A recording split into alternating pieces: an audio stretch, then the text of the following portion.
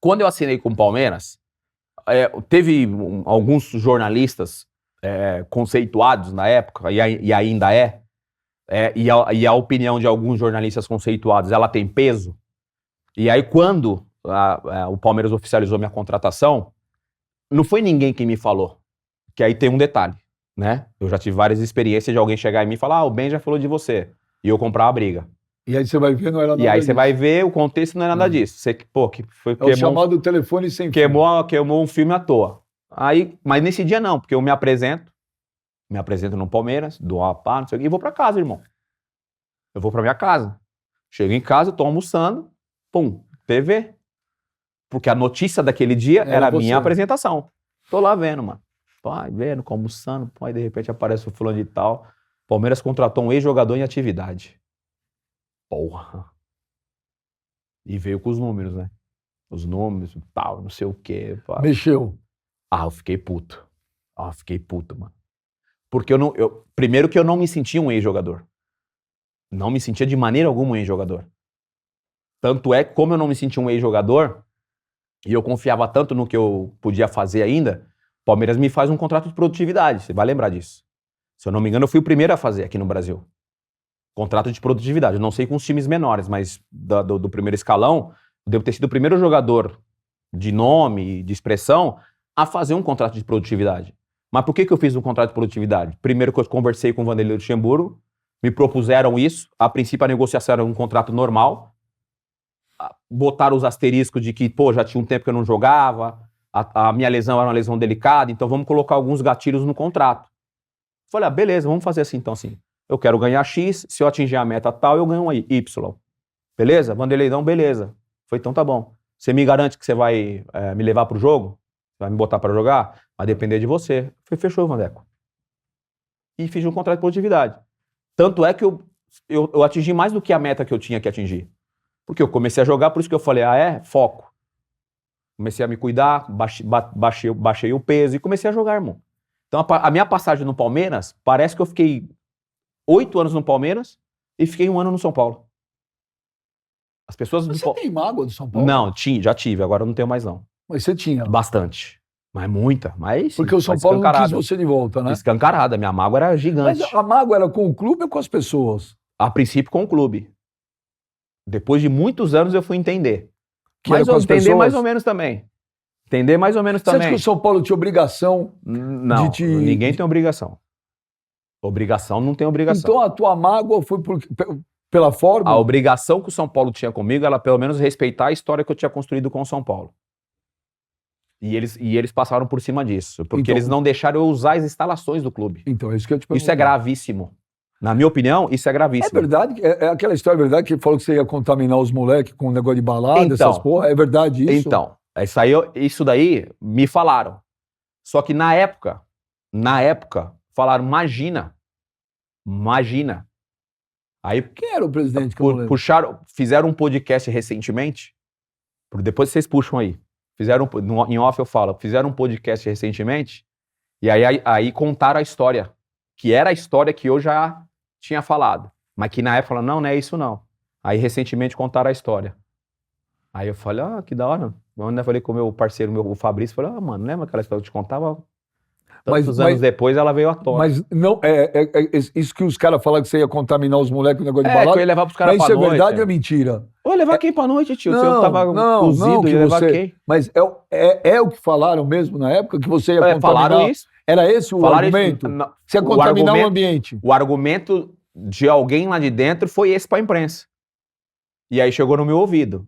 Pra mim, cara a cara, o seu João Paulo de Jesus Lopes, ele só virou pra mim e falou assim, não tem como você usar as instalações nesse momento, Denilson.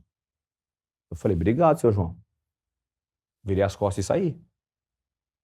No mínimo, o São Paulo ou o presidente, que eu acho que era o Juvenal na época, alguém, quando a notícia vem a público, quando as pessoas ficam sabendo internamente do que estava acontecendo, do que tinha acontecido, alguém tinha que pegar o telefone e falar, pô, o Denilson é nosso, pô. O Denilson é daqui, pô. O Denilson entrou aqui, tinha 12 anos de idade, pô.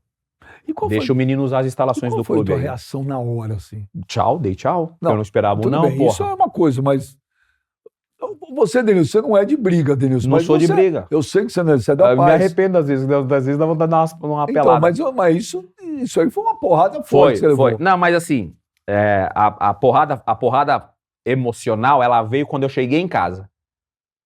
Lá, quando eu recebi o não, eu não esperava o não, então eu poderia ter falado, pô, João Paulo, mas eu não tava machucado, como falaram na época. Eu não tava machucado, eu tava bem. O que eu não poderia naquele momento era ficar sem treinar, sem fazer fortalecimento. Eu precisava estar treinando. Porque uma hora... Primeiro que a minha ideia era continuar jogando fora do país. Não era voltar pro Brasil naquela época. Tanto é que eu fui pro Dallas, nos Estados Unidos. Depois que eu voltei pro Palmeiras. Então meu caminho ainda eu passei pelos Estados Unidos ainda. Mas eu precisava cuidar da minha parte física. Eu não estava machucado, como falaram, o Denilson tá se recuperando no CT. Eu não estava me recuperando no CT. Não estava machucado, pô. Eu só queria usar as instalações, estar num ambiente de futebol, que era o que ia me fazer bem. E nunca imaginou pela tua cabeça que os caras iam falar não? Jamais? Jamais. Tá louco? Jamais. E aí você chegou em casa? E aí eu cheguei em casa e contei pro meu pai e pra minha mãe. Eu falei, pai, mãe, você acredita, mano, que o São Paulo não deixou eu treinar lá? Porra, na hora o meu pai e minha mãe desceram lágrimas do meu pai e minha mãe, pô. Aí aquilo me quebrou. Aquilo me quebrou, irmão. Porque hoje eu sou pai. E eu não consigo imaginar os meus filhos longe de mim com 12 anos de idade, caramba. Não consigo, desculpa. Eu quero estar com meus filhos perto de mim, cara. E, porra, aí eu me coloquei no lugar do meu pai e da minha mãe, falando, não, filho, vai lá pro Morumbi, eu sou de Diadema, vai morar no Morumbi lá, dividir quarto com 40 moleques lá, com 12 anos de idade. Uma criança, porra. Tá ligado? E aí eu fiquei imaginando a emoção dos meus pais que me quebrou. Porque eu falei, caralho, São Paulo me fudeu, mano. São Paulo me fudeu. Por isso que eu fiquei magoado durante muito tempo. As pessoas confundiam. Essa mágoa com o choro do meu pai e da minha mãe que me quebrou, irmão. Me quebrou. Porque eu falei, puta, que sacanagem.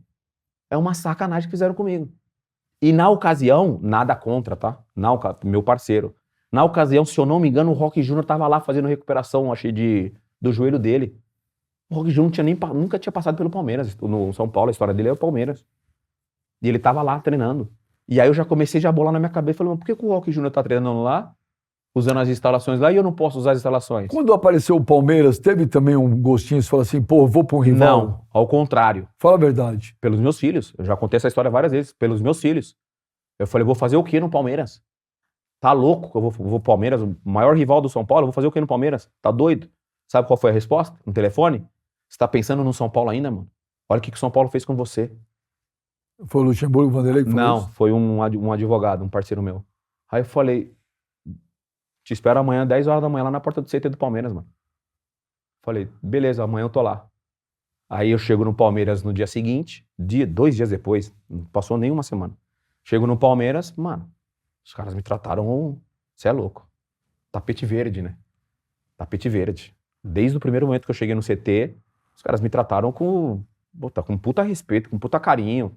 Parecia que eu tinha jogado lá, pô. Pô, teu estacionamento é aqui, fica à vontade aqui, ó, vem cá no vestiário, ó, esse armário aqui pode usar, fica à vontade. E aí eu falei pros caras, falei, gente, eu só quero usar as instalações, mas pode ser em horário alternativos. Vou treinar de manhã, eu venho à tarde. À tarde eu venho de manhã. Eu não quero criar nenhum tipo de desconforto pro treinador, que era o Caio Júnior. Finado Caio Júnior. Que Deus o tenha. Que Deus o tenha. Eu não queria criar nenhum desconforto pra eles. E o Caio Júnior foi super sincero comigo. Ele falou assim, poxa, é um prazer ter você aqui, mas eu não conto com você. Eu falei, Caio, tamo junto, não tem problema nenhum. Inclusive, eu já falei pra treinar em horários alternativos, justamente não criar nenhum... Ele falou, não, pode treinar com a gente. Fique, pô, tá tranquilo e tal, não sei o quê. Fique à vontade, use o tempo que você quiser. Então o Palmeiras me deu um carinho, uma atenção numa... Mas entrar em campo e jogar contra o São Paulo dava um tesãozinho a mais, não dava? Fala a verdade, Denilson. Não, o clássico no geral. A primeira vez que eu joguei contra o São Paulo, que foi essa da comemoração, eu realmente não ia comemorar. E realmente o Vanderlei Luxemburgo fez eu mudar de opinião. Os argumentos que o Vanderlei Luxemburgo acabou usando, eu mudei de opinião e comemorei. Ponto. Naquele momento, a torcida do São Paulo tinha uma mágoa comigo, e eu entendo o torcedor São Paulino, porque eles acreditaram no que o diretor tinha falado na época. Eu, no lugar do torcedor São Paulino, pensaria a mesma coisa. Ficaria com raiva, a mesma coisa. Eu cansei de entrar nos lugares e encontrar com torcedores de São Paulo e me chamando de Judas. E aí, Judas do caralho? Cansei, irmão. Só que eu não podia ficar explicando pra cada torcedor que me parava e que me insultava na rua e explicar o que tinha acontecido. Eu não poderia fazer isso, não podia fazer isso. E eu só falava, demorou, mano. Isso me machucava mais. Porque eu não podia ficar... Pô, pra todo mundo todo São Paulino que eu encontrava na rua e que me insultava, eu tinha que falar, não, mano, a história não é essa aí não, mano. Eu não sou isso aí não, mano. Então o negócio tomou uma proporção muito grande. E do outro lado, de um lado eu recebendo só carinho, que era o lado do Palmeiras.